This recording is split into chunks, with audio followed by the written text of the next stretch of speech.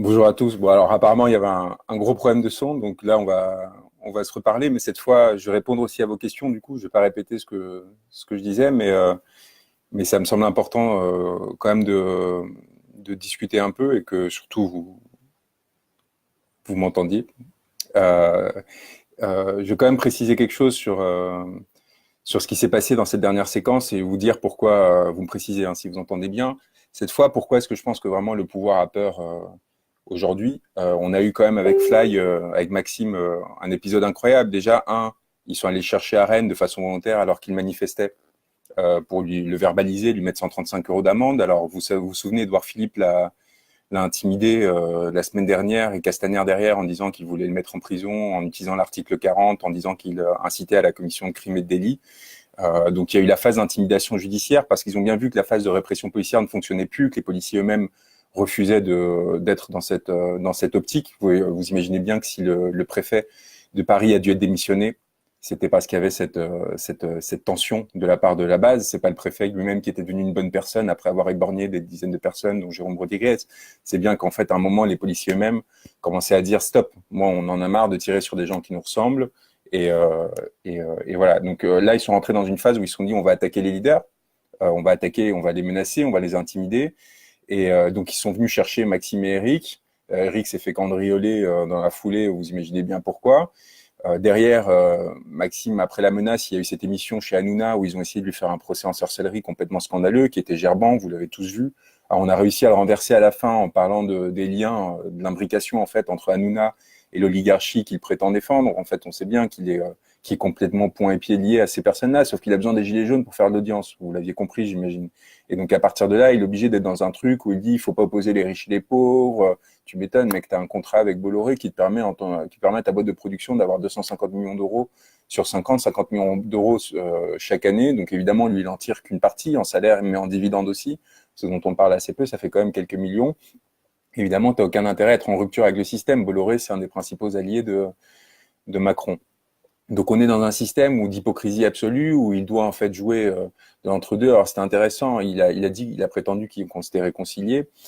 Ce qui est faux, il a juste essayé de me rappeler le lendemain plusieurs fois et moi j'ai répondu, j'ai écrit un texto en disant mais non, moi je veux pas rentrer là-dedans, vous avez mis en doute ma sincérité et je trouvais ça scandaleux la façon dont vous êtes comporté. Et devinez quoi, lundi, il refait sur TPMP toute une émission où pour essayer justement, parce qu'il voyait bien que s'il se mettait en tension avec quelqu'un qui appréciait Gilets jaunes, ça risquait de nuire à son business, il fait dire à un de ses chroniqueurs « Ah, mais il était sincère ». Vous comprenez le truc ou pas? Évidemment, c'était pour me séduire. Enfin, vous voyez, donc en fait, il fait dire à des chroniqueurs des choses de façon à orienter son... C'est ça, cette émission, elle est fabriquée de cette façon-là. Donc évidemment, les gens ne le disent pas parce qu'ils ont peur de ne pas être réinvités, parce qu'il a une puissance énorme, parce qu'il peut parler de vous à l'émission suivante et vous détruire. Donc les gens ont du mal à le prendre de front. Moi, j'ai pas eu cette peur-là parce que on n'est pas dans ce système-là. On n'est pas là pour se faire inviter chez Hanouna. Vous imaginez bien, on est là pour se battre pour nos idées, pour les personnes qui nous défendent et qui ont fait qu'on se soit retrouvé. On s'est pas retrouvé chez Hanouna pour nous, quoi. Enfin, et on sait bien que c'est pas nos qualités qui ont fait qu'on soit chez Hanouna. C'est parce qu'il y a des milliers de personnes à la rue et qu'il faut bien qu'il y ait des personnes qui parlent pour eux. Donc voilà. Donc Hanouna, en fait, il avait monté une émission pour détruire Maxime. Ça n'a pas marché parce que Maxime, ça aussi, c'est extraordinaire. Moi, j'arrête pas de dire, Maxime est une personne extrêmement intelligente. Et les gens n'arrêtent pas de dire, mais c'est pas les gens de l'élite là où ils disent, mais non, c'est pas possible qu'il pense qu'il est intelligent, c'est faux, c'est complètement mytho. Il essaie de le manipuler, je sais pas quoi. Ils n'arrivent pas à concevoir l'idée que Maxime soit plus intelligent que moi. Vous voyez, c'est un truc, un type qui a arrêté l'école à 15 ans, qui a fait de la logistique après, qui a construit sa vie en dehors en fait des cadres. Par nécessité, il doit être moins intelligent que celui qui a suivi toutes les étapes du cursus normal. Ce que Maxime leur démontre, c'est que en fait, c'est pas vrai, tout simplement, et que on peut être vraiment en dehors du système et porter des vraies idées, une intégrité, une valeur extraordinaire. Évidemment, ça les irrite énormément. Et évidemment, ils essaient de le détruire. Évidemment, du coup, il y a des émissions commandées pour le détruire. Bah, dommage, ils avaient peut-être pas compris qu'ils avaient invité avec lui. Et à un moment, ils m'ont laissé la parole alors qu'ils auraient pas dû. Et du coup, en fait, ça s'est transformé en un procès de. Mais bon, ça, c'est la deuxième étape. Et maintenant, du coup, il y a les intimidations du genre Maxime qui se fait arrêter à Rennes là, et qui se fait prendre une prune de 135 euros pour participation à une manifestation interdite. On va la faire sauter, hein. Mais ils se disent bien, ah, il est fragile, il est à la SS. On va essayer on va essayer de le harceler comme ça et on va essayer d'harceler les gilets jaunes en général, vu qu'en les tapant, ça fonctionne pas, vu qu'en les menaçant de prison, ça fonctionne pas, vu qu'en les condamnant, parce qu'il y en a plein qui sont fait condamner. Moi, je défends aussi un autre gilet jaune, Régis Portalès, je sais pas s'il nous écoute, mais super important, un polytechnicien, donc le type qui a réussi les meilleures études de la République quand vous êtes polytechnicien, donc vous êtes la meilleure école d'ingénieurs de France, vous rentrez dans l'armée. C'est tellement important. Enfin, on finance, ils sont payés les étudiants là-bas. Vous imaginez on considère qu'ils sont tellement importants pour le pays qu'on leur paye leurs études, mais aussi on les paye eux-mêmes pour étudier quand ils ont entre 20 et 24 ans, parce qu'on se dit que ces personnes, c'est les plus importantes du pays et ils vont servir le pays derrière. Aujourd'hui, beaucoup de polytechniciens trahissent en fait le pays et partent au contraire utiliser les ressources que leur a donné l'État pour aller s'appuyer sur le pour appuyer, appuyer des intérêts privés et se gaver. Bon, bah, Portalès, Régis, il n'a pas fait ça. Il a pris son uniforme de polytechnicien, il est allé à l'acte 3, il a manifesté avec son uniforme pour dire « Nous, on est les élites de notre pays. Nous, on est les élites de notre société. » C'est-à-dire une seule chose, on doit à la société notre réussite et on doit à la société la possibilité de nous élever au sein de celle-ci, d'avoir des privilèges, et donc on doit défendre leurs intérêts et non pas se servir nous-mêmes. Et donc si on est gilet jaune, si on peut être gilet jaune en faisant partie de l'élite, entre guillemets, parce que ça veut dire qu'on a compris qu'aujourd'hui, ceux qui ont fait ces grandes écoles, etc., ont complètement bousillé le système, inversé le système, un système qui était inventé par la Révolution française contre l'aristocratie, et aujourd'hui l'utilisent pour s'instituer en nouveaux aristocrates et non pas pour servir le peuple. Et ben, cette personne-là de Hunès, ce qu'ils lui ont fait, alors qu'il est allé défiler avec le peuple pour dire la République, elle est de votre côté, ben évidemment, il s'est pris une plainte de l'école polytechnique contre lui, il est menacé de prison pour port illégal d'uniforme, alors qu'évidemment, il a le droit de porter cet uniforme de gala parce qu'il a fait Polytechnique et c'est quelqu'un qui s'est battu pour nos idées. Évidemment, pourquoi ils font ça? Parce qu'ils ont peur. Ils ont peur, et ils ont peur non seulement au point d'organiser une mission pour nous détruire, non seulement au point de porter plainte ou de déposer signalement contre nous, mais au point même derrière d'essayer de censurer les émissions qu'ils ont construites pour nous détruire. Et là, c'est le dernier élément d'information que je voulais vous donner. Ils ont censuré le passage de Maxime chez Ardisson. Bolloré et a raconté à Ardisson et à son équipe de production comment il avait reçu 13 appels de différents cadres de la République En Marche, y compris d'Élysée, pour lui demander de faire retirer le passage de Maxime à l'Élysée. Et dans son émission, ça lui était rien. Et vous devinez quoi? Il l'a fait. Parce que quand vous êtes du côté de la gamelle et quand vous avez accès à la gamelle, bah, vous mangez à la gamelle et vous prenez pas le risque de perdre vos contrats multimillionnaires. Donc tous ces gens qui prétendent qu'ils sont de votre côté, bah, évidemment, au moment où leurs intérêts sont touchés, vous voyez comment ils basculent. Et ben ça c'est d'autant plus crédible qu'il y a plusieurs sources qui nous l'ont raconté, certaines à Maxime et à moi, et sans qu'elles se soient parlé entre elles, on a recoupé, et en fait c'était exactement pareil, mais aussi parce que Hanouna lui-même a raconté, alors que vous voyez, c'est pas quelqu'un, c'est pas un allié, hein, on ne sait pas de le défendre là. Il a dit qu'il avait eu des appels et il nous l'avait dit sur le plateau. J'ai eu des appels de l'Élysée, il a dit de tout là-haut, mais bon, on a compris ce que ça voulait dire pour faire annuler l'émission. Donc aujourd'hui, on a un pouvoir politique qui se permet de faire censurer des infos, qui se permet d'intervenir dans les programmations pour, de façon explicite, hein, très claire et assumée, pour faire taire telle ou telle voix parce qu'ils considèrent qu'elle est dangereuse pour eux. Donc à partir de là, nous, on va se battre de différentes façons. Évidemment, pour faire sauter la contravention, vous imaginez, c'est le cadet de nos problèmes, parce que évidemment, on sait tous qu'on sera tous là pour défendre Maxime s'il a une difficulté. Maxime, ce qui a beaucoup fait que j'ai une estime, enfin ce qui fait qu'il y a une énorme estime pour lui, c'est que je l'ai vu depuis 4 mois galérer vraiment comme un chien, quoi, pour se battre pour ces idées-là et ne jamais rien accepter, aucune compromission. C'est-à-dire qu'il continue à traverser la France en blablacar, dans des blablacars pourris qui ramènent à Trappes au lieu de Paris. À chaque fois, j'engueule en lui disant, mais mec, arrête, quoi. Enfin, genre, tu te tapes après derrière 1 heure de RER pour venir à Paris, après 5 heures de blablacar pour venir manifester, dormir sur dans des sofas pour repartir le lendemain, pour se battre, nanana. Et il y a Éric Nolot, cette personne qui gagne je sais pas combien de milliers d'euros par mois, juste pour faire du buzz et du marketing, qui a dit qui a accusé Maxime de profiter du mouvement et en fait de faire tout ce qu'il fait juste pour sa gloire personnelle et pour en tirer des bénéfices, alors que cette personne-là, moi je la vois souffrir au quotidien pour se battre pour des idées. Il fait ça pour aucune autre, il n'en tire rien. Il n'en tire rien, au contraire, vous imaginez, sa vie risque de pas être facile, il risque la prison, il risque sa liberté. Et donc c'était tellement ulcérant de voir ce personnage-là dire cette chose de Maxime que bon, ça y est, je suis reparti dans un gros truc, alors que je voulais voir un peu si vous aviez des questions à me poser, mais je pensais que ces informations étaient quand même super importante à vous transmettre, parce qu'on est vraiment sur une situation qui est extrêmement violente. contre les têtes visibles du mouvement, contre des personnes qui n'ont pas cette visibilité. Je suis allé assister des gens en garde à vue qui se prennent pour n'importe quoi et pour des excuses complètement délirantes, mais qui derrière en fait montrent une fragilité très forte et qui va nous permettre en fait de rompre avec ce système et de bouleverser en fait ce système complètement. Voilà, je ne sais pas si vous avez des questions. Alors, je vous prends à minuit 39, hein, c'est pas forcément sympa de ma part. J'imagine que vous êtes la moitié, soit avec vos enfants, vos familles, en train d'essayer de vous reposer, soit à moitié ivre si vous êtes des jeunes fêtards, mais sachez que je suis là pour. Moi, je reste là pour vous, pour essayer de créer cette faille dans la matrice qu'on a commencé à ouvrir. Et voilà, j'ai beaucoup de messages de remerciements et compagnie, mais j'ai pas beaucoup de questions. Donc, je sais pas, peut-être qu'il faut juste continuer à se battre sans plus attendre de nos échanges. Mais oui, sur le côté loyal de Maxime, vraiment, je pense que s'il y a une chose dont il faut pas douter, c'est son intégrité. Alors, évidemment, parfois, il raconte des conneries. On s'est engueulé parce qu'il n'avait pas été assez précis sur les francs-maçons, etc. Parce que on est en train d'apprendre ensemble, en fait. On est tous en train d'apprendre à découvrir. Alors, il y en a qui connaissent moins le système et qui connaissent mieux les façons de mobiliser les gens ou comment vivent les gens dans des régions de France ou dans des conditions sociales particulières.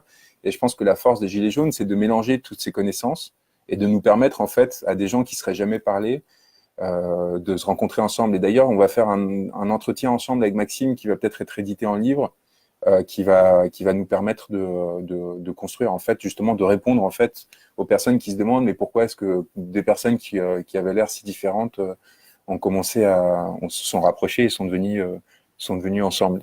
Sur la question de la politique partisane, moi je vous dis, et j'insiste là-dessus, on est à un moment miraculeux où on ne va plus avoir besoin de parti si on arrive à vraiment mener notre révolution comme on l'espère, si on arrive vraiment à provoquer cette bascule que les Gilets jaunes sont censés.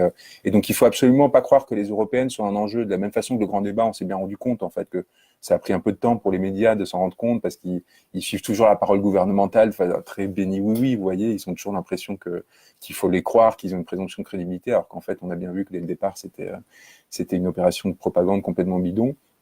Les européennes, c'est pareil. Les européennes, ça va permettre d'aller élire des notables à Bruxelles. Donc, ça va permettre aux partis, donc aux personnes qui font déjà partie du système, de se renforcer et de jouer leur petite querelle de petits chevaux pour savoir qui va avoir le plus de ressources et qui va pouvoir peser en 2022. Moi, je pense que la situation en France, Maxime, oui, c'est Maxime Nicole, c'est Fly, hein, Fly Rider, pour ceux il y a quelqu'un qui me pose la question. C'est une des trois grandes figures des Gilets jaunes aujourd'hui. Et je pense une des plus fortes et les plus menaçantes pour le gouvernement. Donc je disais juste sur les européennes, en gros on a vraiment une opération au sein du système. On sait très bien qu'au Parlement européen, les forces qui vont être élues vont pas pouvoir beaucoup peser. Là, il y a Nathalie Loiseau qui essaie de me provoquer, la nouvelle tête de liste En Marche, qui essaie de me provoquer sur Twitter. Enfin, vous voyez où ils en sont, quoi. C'est vraiment c'est misérable. Je pense qu'il faut pas qu'on participe à ça, que ce soit en votant blanc ou en votant, enfin ou en s'abstenant. Il faut vraiment qu'on leur montre que nous, notre urgence, c'est maintenant. C'est pas 2019 le Parlement européen où on sait très bien qu'il y a des décisions qui seront prises que pour dans 10 ou 15 ans, mais ni 2022 pour les forces les plus progressistes qui seraient censées nous soutenir et qui disent être de notre côté et qui diraient que du coup 2019 ça permettra d'accélérer le calendrier et de se préparer à 2022. Non, nous on veut des réponses politiques maintenant, on veut une réforme du système institutionnel maintenant et je pense vraiment qu'on peut y arriver, qu'on peut leur arracher et ça passe par une non-participation à ces élections, par un désengagement et pour leur montrer on ne croit plus en ce que vous nous proposez, il faut s'engager différemment. Sur l'objectivité, sur le mouvement, non, je suis acteur de ce mouvement et surtout ma parole aujourd'hui, vous voyez, là on est plus de 1000 à minuit un samedi, ma parole elle est active, c'est-à-dire que ce que je suis en train de vous dire va peut-être produire des effets, va peut-être amener des personnes à agir d'une façon X ou Y et du coup, alors, va faire que ce qui va arriver pour ce mouvement va changer. Et mes échanges avec Maxime, avec d'autres, produisent des effets politiques. Donc évidemment, moi, je peux pas être en intellectuel détaché de ce qui est en train de nous arriver en vous disant, voilà objectivement ce qui se passe. Ce que je fais marque la marche du mouvement, comme ce que vous faites aussi. Et donc nécessairement, il y a un côté performatif. C'est un mot un peu compliqué, mais c'est-à-dire que par nos échanges, on produit des effets. Du coup, on peut pas anticiper quelles vont être les conséquences. Ce qui est certain, c'est que je connais très très bien le système politique auquel on se confronte, je connais très très bien les ennemis auxquels on fait face, qui encore une fois nous éborgnent, nous emprisonnent. On a eu les derniers chiffres là de mise en garde à vue, c'est plus de 9000 personnes. Il y a des vies qui ont été brisées par la répression policière et judiciaire qui s'est mise en œuvre. Et je sais assez bien anticiper leurs actes, et je pense que je peux vous partager ça et vous donner les armes pour le faire. Donc, à partir de là, moi, je vois qu'il y a quelqu'un qui me demande qu'est-ce qu'il y a encore derrière Macron. Il y a une désolidarisation en cours très forte au sein de cette élite parisienne. Et la question, c'est qu'ils ont personne sur lequel se replier. Alors, ils essaient de monter Marine Le Pen comme une alternative du parti de l'ordre, etc. Ils essaient aussi de créer des névroses présidentielles chez certaines personnes pour leur donner l'apparence qu'ils pourraient changer le système de l'intérieur, comme Ruffin, comme Boulot, qui sont des personnes précieuses qui, à mon avis, ne se laisseront pas corrompre, et j'espère vraiment qu'ils ne se laisseront pas corrompre en pensant qu'ils pourraient être une solution, parce qu'encore une fois, il n'y a pas de solution individuelle. Ça passera pas par une personne, ça passera vraiment par un changement des règles. Et j'espère qu'ils resteront parmi nous. Et moi, je lance presque un appel, en fait. Moi, je pense qu'aujourd'hui, le meilleur service que pourrait rendre Mélenchon, Ruffin, etc., ce serait pour Ruffin de démissionner de l'Assemblée, de dire aujourd'hui la solution est dans la rue, et tant qu'il n'y aura pas une réponse politique, et tant qu'on ne cessera pas cette répression policière, et tant on sortira pas les militaires du pouvoir, enfin des institutions en défendant l'Élysée, etc., eh ben, il n'y aura pas de solution. Et ben, si on arrive à arracher Ruffin à l'Assemblée nationale et à le mettre parmi nous, ben, je pense qu'on gagnera une force énorme et on touchera beaucoup, beaucoup de personnes. Ça nous donnera un ampleur, et je pense qu'on peut lui demander ça. D'autant plus que si ça marche pas et dans 6 mois on voit qu'on s'est fait complètement écraser, ben, on le réélira en claquant des doigts. C'est-à-dire que cette personne-là aura à nouveau cette parole parce qu'il aura cette légitimité aussi forte. Et moi, je pense que Jean-Luc Mélenchon, il devrait se poser la question de savoir s'il ne devrait pas retirer ses listes aux européennes et dire, mais non, en fait, pareil, moi, c'est pour démontrer la sincérité de la France Insoumise, si elle est vraiment sincère dans l'appui au mouvement des Gilets jaunes, c'est dire, bah, nous, on croit plus au système non plus, on est comme eux, on veut vraiment une 6e République, on veut rendre le pouvoir au peuple, on veut pas prendre des places, on veut redistribuer le pouvoir, et ben, on participe pas à cette mascarade parce qu'on sait très bien que les personnes qu'on va envoyer au Parlement européen, ils n'auront pas de poids réel, et on veut pas faire croire aux gens en faisant voter en mai 2019, on changera quelque chose. Donc ça, c'est une perspective je vous la mets entre les mains, c'est à vous de décider. Si vous considérez qu'il faut aller voter, si vous considérez que c'est important de soutenir telle ou telle force parce que vous croyez encore dans les rapports de force entre la République en marche, qu'il faut humilier la République en marche par le vote, moi je pense qu'on n'y arrivera pas, ils auront toujours leur socle de 22-25%, et sur une élection proportionnelle, ils arriveront toujours entre premier et second, éventuellement dépassés par les Républicains. Mais en fait, ce jeu de petits chevaux, il va nous mener nulle part, selon moi. On est majoritaire des abstentionnistes aujourd'hui. Ceux qui ne croient pas dans un système avec les règles actuelles, nous sommes majoritaires, donc il faut profiter de cette force énorme. Il faut appeler les gens à nous rejoindre, et il faut appeler à une forme de révolution citoyenne symbolique, très importante, en disant, voilà, maintenant, c'est plus une abstention passive, c'est pas parce qu'on est désintéressé, c'est au contraire vraiment parce qu'on n'y croit plus et qu'on veut provoquer une bascule, qu'on se désengage. Et si on assume ce pouvoir, voilà. Donc là, j'ai des désaccords. Il y a Maxime, par exemple, il pense que c'est mieux d'aller voter. Ça dépend. Chacun a le droit à ses libertés, évidemment, d'agir de sa façon. Voilà. Donc sur Macron, encore une fois, une solitude très grande, évidemment. Vous imaginez à quel point ça doit être désagréable pour un être humain, quel qu'il soit, d'être dans la situation à laquelle il est, d'être à ce point haï à cause de choses qu'il a fait, pour des bonnes raisons. Il est haï aujourd'hui pour des bonnes raisons. Il a fait ce qu'il a fait. Il mérite en fait cette violence qui lui est renvoyée symboliquement, mais même réellement quelque part, avec justement des sortes de discours en fait qui le rejettent fondamentalement. Je pense que cette personne doit partir. Je continue à penser que c'est la solution. Je continue à penser que d'une façon ou d'une autre, il doit rendre les clés. Il a parlé de son élection et c'est prouvé comme d'un braquage d'un lieu dont il connaissait les plans, l'Élysée, parce qu'il y avait travaillé. À un moment, je pense que le peuple doit retrouver son bien, cet Élysée qui appartient aux gens et pas à ces petits individus qui font partie de la caste. Et je pense qu'on est parfaitement légitime à lui demander. Donc, il y a quelqu'un qui dit, je pense que c'est dommage de s'engueuler avec Fly. On s'engueule pas du tout avec Fly. Au contraire, avec Maxime Nicole, je pense moi j'ai découvert avec lui quelqu'un qui était vraiment très sincère et une vraie fraternité avec lui, les personnes qui l'entourent, et voilà. Et mes désaccords avec lui sont purement sont juste des désaccords entre personnes qui s'aiment, quoi. Et donc moi j'essaie de lui apporter ce que je sais de l'intérieur du système, j'essaie de lui dire de transmettre des informations que j'ai et lui donner des outils pour lui-même être plus puissant et pour lui-même justement quand il agira, quand il fera des lives, etc., vous donner à son tour encore plus d'outils. voilà, on est sur un système complètement coopératif, il n'y a pas de concurrence, il n'y a pas de, en tout cas de mon côté, hein, peut-être que s'il y a une concurrence sur un jeu vidéo, Worms Armageddon, dont vous avez peut-être entendu parler pour, bon, c'est une private joke, j'espère qu'il m'entend pas, mais il va se faire fumer la prochaine fois qu'on se verra. Et voilà, bon, en tout cas, je pense que cette joie, enfin, ça semble anecdotique de vous parler de ça, je suis désolé, hein, mais je pense que ça a vraiment ça a du sens aussi de vous montrer il y a eu des sentiments humains très forts qui sont nés de cette aventure humaine. Je l'ai dit dans une émission, ça m'a sauvé la vie des Gilets jaunes, ça semble super bizarre à dire, mais c'est vrai. Enfin, j'étais vraiment dans une grande souffrance par rapport à ce système où on essayait de me faire prendre une place que je voulais pas, où il fallait faire des compromis avec la vérité, avec l'intégrité tellement violente. Et j'avais fini par m'isoler volontairement, c'est-à-dire de bosser qu'avec Wikileaks, on était très peu nombreux. De la même façon que Julian, d'une certaine façon, s'est retrouvé volontairement dans cette situation. Évidemment qu'il aimerait être libre avec ses enfants, pouvoir aller les samedis manifester avec nous, etc. Mais il a choisi ce rapport de résistance au système et il le paye très très cher.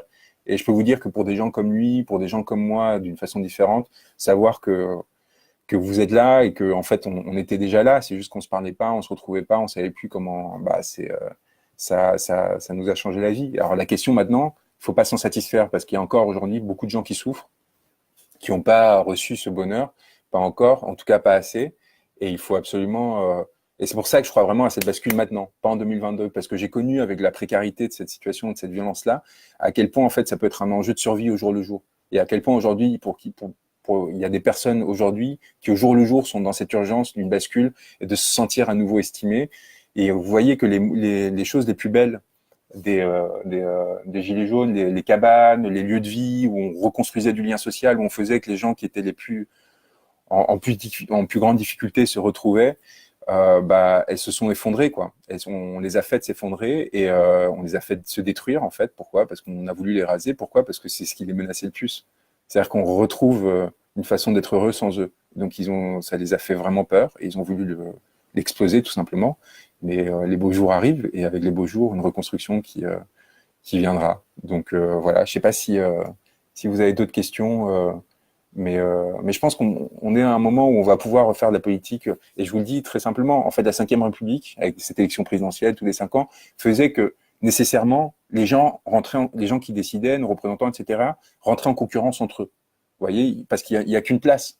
Il y a qu'une place pour décider. Donc du coup, ils commençaient à se détruire, à se détester, à avoir des stratégies, etc., hein. Si on recrée des systèmes de décision beaucoup plus horizontaux, avec un parlement qui représente vraiment les populations, etc., bah, qu'est-ce qui va se passer? Bah, évidemment, il va y avoir un retour d'humanité. C'est-à-dire que les gens vont recommencer à collaborer. Alors que jusqu'alors, ils s'entre-détruisaient. Vous voyez les guerres entre Sarkozy et Villepin, entre Valls et Hollande, entre Valls et Macron, entre Fillon et Sarkozy, etc. Eh ben, il faut sortir de tout ça. Et c'est pour ça qu'en gros, quand je fais des préventions à Ruffin, à, à Boulot, tout ça, j'essaie de le faire avec, en tout cas, je le dis maintenant parce que ça peut être mal perçu, avec amitié, en disant, si vous rentrez dans la névrose de la Ve République, on va s'entre-détruire.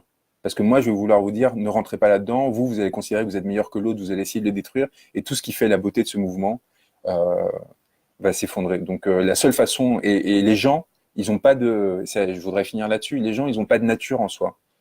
Les gens, en fait, c'est le système qui va former leur comportement. Évidemment qu'il y a des gens plus intègres que d'autres, évidemment qu'il y a des vrais salauds, etc. Mais dans l'ensemble, on est influencé, en fait, par le système, et c'est le système qui va nous amener à être plus ou moins égoïstes, etc. Alors, il y a une question importante, comment amener ses amis à s'engager, à s'intéresser à la vie politique et de leur commune, de leur pays. Il faut partager les informations, le savoir. Je pense que c'est par le savoir, c'est-à-dire l'information au sens vraiment des faits, quoi. Donc, moi, je fais ces vidéos, celle de Thinkerview qui a énormément tourné, Crépuscule, qui est un objet, et c'était super important que ça devienne un objet, un livre, parce qu'il devient partageable. Cette fraternité, vous voyez, c'est pas juste on envoie un lien, on reçoit un lien, c'est un peu sec comme geste. Bah non, là, il va y avoir un objet que vous allez pouvoir donner à des amis, vous allez pouvoir le signer, ils vont peut-être le lire après que vous l'ayez écorné. Et là, ce qui me touche le plus là dans ce qui se passe, c'est pas le fait qu'il y ait plein de gens qui l'achètent. En soi, c'est génial, c'est incroyable. C'est surtout des gens qui me racontent qu'ils voient des gens les acheter par 3 ou 4. Donc, évidemment, c'est dire quoi dans les librairies? C'est-à-dire qu'ils les achètent pour les partager. Des gens qui m'écrivent pour me dire, voilà, on l'a déjà prêté à je sais pas combien de personnes, à ma grand-mère, à ma tante, etc., des personnes de droite, de gauche, d'extrême droite. C'est ça qui est le plus important. Et d'ailleurs, à ce sujet-là, peut-être un truc un peu plus personnel, mais j'en profite vraiment pour vous le dire. Je lis tous vos messages, tous les messages que vous m'envoyez par inbox. Ça me prend beaucoup de temps. Parfois, j'y réponds pas. Enfin, souvent, enfin quasiment, la plupart du temps, je réponds pas parce que la plupart du temps, c'est juste des remerciements etc., ou des histoires que vous me racontez qui. Mais je fais cet effort et je trouve ça super important. Et vous imaginez pas à quel point c'est précieux parce que si vous me laissez seul face au Hanouna et compagnie, bah c'est sûr que je vais pas tenir longtemps. Et au contraire, je pense que. Mais si vous pensez que vous m'écrivez sans, enfin vraiment, quand vous m'écrivez, il y a c'est reçu, il y a un partage. Voilà, donc continuez à vous mobiliser. Dans notre vidéo, je vous ai expliqué, je vous ai donné des indications qui vous permettaient de savoir quels étaient les lieux à chercher. Ayez confiance, ce qui vient va être très très très fort. Le mois d'avril va être très très fort. Je pense qu'encore une fois, je me répète, mais c'est important de se répéter là-dessus. La bascule arrive. La bascule arrive et avec elle, un moment très très très très important et excitant, mais qui consiste en fait en une reprise du pouvoir par nous-mêmes, quoi. Et donc, le plus important, c'est d'éviter qu'il y ait des gens qui s'infiltrent là-dedans pour prendre le pouvoir pour eux, pour se l'accaparer, pour faire des systèmes autoritaires. Et donc, pour éviter ça, qu'est-ce qu'il faut faire? Bah, il faut s'informer. Il faut commencer à créer des collectivités qui feront contrepoids, qui s'assureront que les opportunistes, etc., qui viendront demain, parce qu'il faut commencer à préparer cet après-Macron. Il arrive, il arrive. Et nous et eux, ils nous préparent Le Pen. Bah, nous, il faut qu'on prépare un vrai pouvoir populaire qui soit capable de se libérer en créant des lois sur l'indépendance de la presse, en créant des lois sociales et constituantes, etc. Donc, et ça, c'est à chacun d'entre vous parce que la meilleure façon de résister encore aux ambitions personnelles, c'est de savoir qu'il y aura, s'il y a des groupes dans chaque ville qui sont organisés, qui seront prêts justement à défendre leurs droits, si jamais il y avait un petit chef Fayon qui voulait prendre la place du petit chef Fayon qui est, qui est Macron, eh bien, il saurait résister. Un dernier point, on me dit, est-ce qu'il faut aller bloquer la maison d'Hanouna? Moi, je pense pas. Hanouna, ce qui a été dit sur lui a été dit. Par contre, il faut vraiment, et c'est à ça que je vous invite en lisant Crépuscule, s'interroger sur ces personnes qui ont des dizaines de milliards d'euros, qui se marient entre personnes qui ont des dizaines de milliards d'euros, comme Xavier Niel, Bernard Arnault, Delphine Arnault. Bernard Arnault, c'est 80 milliards d'euros. Vous imaginez si la fortune de Bernard Arnault était remise entre les mains de l'État demain? 80 milliards d'euros, les destins qu'on pourrait changer, les vies qu'on pourrait changer, les nombres de chercheurs qu'on pourrait recruter, d'infirmières, de professeurs, de professeurs d'université, de policiers, de pompiers, les vies qu'on pourrait sauver, et les vies qu'on pourrait changer et le bonheur qu'on pourrait insuffler dans ce pays. À quoi servent ces 80 milliards d'euros aujourd'hui entre les mains d'une personne qui fabrique des sacs en cuir et évidemment qui fabrique de la richesse aussi, mais qui surtout assèche notre créativité parce qu'en plus, même en parlant, même si on défendait le système, enfin la mode, on verrait à quel point LVMH en fait est extrêmement destructeur pour la mode et pour le génie de notre pays en marketisant à mort notre création. Eh bien, ces 80 milliards d'euros, ils peuvent nous revenir et ils peuvent nous revenir très facilement et il faut aller les chercher, comme ils le disent eux-mêmes. Et il faut aller les chercher parce que ces personnes-là sont allées trop loin. Ces personnes-là, Bernard Arnault, il avait 40 milliards d'euros en 2016, il en a 80. Vous imaginez le génie du type? En 3 ans, il a doublé sa fortune. Il a créé 40 milliards d'euros de nulle part. Bah non, il n'a pas créé de nulle part. Il les a pris dans les mains d'autres personnes. La richesse, elle se crée pas de nulle part, et surtout pas à moins d'avoir des grandes inventions, et vous imaginez bien que ces personnes n'ont rien inventé. Donc il faut aller les chercher, il faut les redistribuer, et il faut mettre une barrière à ces personnes qui en fait nous ont retiré cet outil extraordinaire qu'est la démocratie. Il faut savoir qu'on se bat pour ça, pour un approfondissement démocratique majeur, pour redonner du pouvoir aux gens, pour s'assurer qu'il n'y aura plus quelques personnes qui s'accaparent la souveraineté de l'ensemble des individus, et justement pour nous faire respirer et nous alléger. Voilà, alors je ne sais pas s'il y a plein de questions tout d'un coup, mais une sortie institutionnelle, c'est évidemment c'est par l'institution qu'il faut basculer parce que les gilets jaunes, c'est pas l'ensemble de la France. Par contre, les gilets jaunes, c'est des gens qui se battent pour que l'ensemble de la France, et y compris les plus fragiles, les précaires, les ouvriers, les employés, aient le droit de s'exprimer dans ce pays à nouveau et voient leurs intérêts pris en compte et voient leurs paroles prises en compte et voient l'expérience de vie prise en compte. Donc en fait, les gilets jaunes, c'est la force extraordinaire, mais du coup, les gilets jaunes n'ont pas vocation à imposer des politiques publiques pour demain. Ils ont par contre à imposer un changement de système, une révolution, qui permette après aux gens de définir ensemble quelles seront les politiques qu'ils adopteront entre eux, qui feront qu'on ira vers plus d'écologie, etc. Mais pas imposer du haut vers le bas, mais imposer par le peuple, pour le peuple, tout simplement dans l'idéal républicain. Et je peux vous dire que les élites, elles essaient de nous censurer en disant oui, mais si on fait ça, il y aura des antisémites, des xénophobes, des je sais pas quoi. Bah non, ce sera l'inverse. Si on fait ça, il y aura plus besoin de bouc émissaire. Les boucs émissaires, ils existent que parce que justement, il y a une impuissance, un sentiment d'impuissance, parce qu'on nous a retiré le droit de décider. Et du coup, on cherche à évacuer notre frustration, la violence que ça crée en nous. Donc, on se centre on commence à s'obséder sur des petites minorités, alors que, en fait, c'est pas eux le problème. Le problème, c'est les élites, c'est ceux qui nous dominent, qui ont accaparé le pouvoir. Dès le moment qu'on retrouvera une vraie démocratie, bah, la société sera beaucoup plus saine et on cessera de s'entre-attaquer, de s'entre-détruire et on respirera beaucoup mieux, on n'aura plus envie de retirer aux voisins quelque chose pour vivre mieux. Et ça, évidemment, du coup, qu'est-ce qu'on fera? On fera aussi plus d'écologie et on pourra changer très, très, très vite la société. On est la 6e puissance mondiale, vous imaginez pas la force qu'on a. Voilà, donc je ne vais pas rentrer dans des détails techniques, etc. Je pense que après c'est à chacun de s'informer, de se former. Moi, j'ai mes idées et je pense que le jour où on arrivera à cette bascule, moi, j'aurais envie de porter cette parole et de défendre mes idées, mais c'est seulement dans ce nouveau système, pas aujourd'hui. Aujourd'hui, ça n'a aucun sens, il faudrait trop se compromettre. Donc voilà, continuez à vous battre. Je sais pas si, je sais pas si vous avez d'autres questions. Je sais pas, moi je suis pas habitué, hein, je suis pas Fly, qui est l'expert qui avait fait un live ici même. C'est lui qui m'a inspiré. Donc, vous vous souvenez peut-être de ces poutres en bois et qui était le live qui lui a valu les foudres de Castaner et d'Édouard Philippe, évidemment, parce qu'il disait qu'il condamnait pas ceux qui feraient ce qu'il ferait l'acte 16. Et il a eu raison de le faire. Il a été courageux de le faire. Et je le défendrai jusqu'au bout pour l'avoir fait. Moi, vous aussi m'avez écouté sur l'autre live. C'était assez similaire aussi.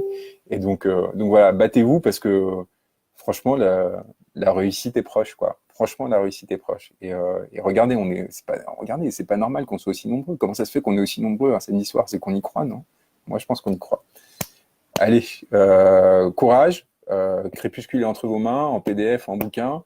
Moi, je suis là aussi pour vous aider, vous accompagner, si vous avez des questions, des conseils d'organisation pratique, etc. Mais avant tout, n'oubliez pas, c'est votre savoir, c'est votre mobilisation depuis 4 mois qui fait votre force. Donc, c'est vous qui savez. Vous savez mieux que personne. La question, moi, la seule chose que je peux vous dire, c'est que de ce que je vois, du petit milieu où je suis, c'est que ça les fait vraiment flipper et que vous êtes vraiment pas loin de quelque chose de très grand. Voilà, allez, courage, à très vite.